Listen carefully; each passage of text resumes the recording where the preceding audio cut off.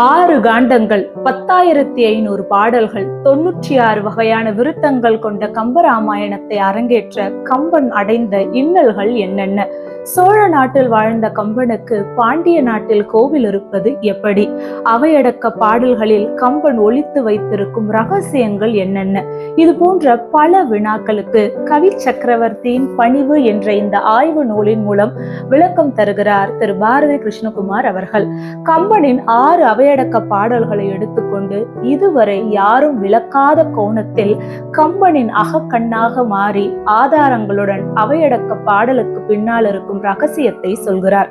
குறிப்பாக 2வது அவையடக்க பாடலில் கம்பன் ஏன் மராமரத்தை குறிப்பிட்டிருக்கிறார் என்று சொன்ன விதம் என்னை மெய்சிலிர்க்க வைத்தது.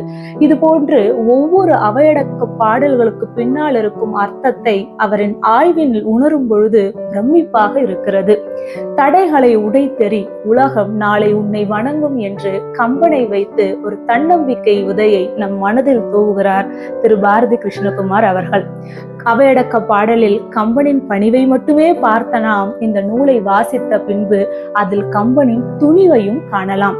கம்பனின் துணிவை கம்பனின் துணையோடு துணிச்சலாக படைத்திருக்கும் இந்த கவி சக்கரவர்த்தியின் பணிவு என்ற ஆய்வு நூலை கம்பனை நேசிக்கும் சுவாசிக்கும் ஒவ்வொருவரும் அவசியம் வாசிக்க வேண்டிய நூல்.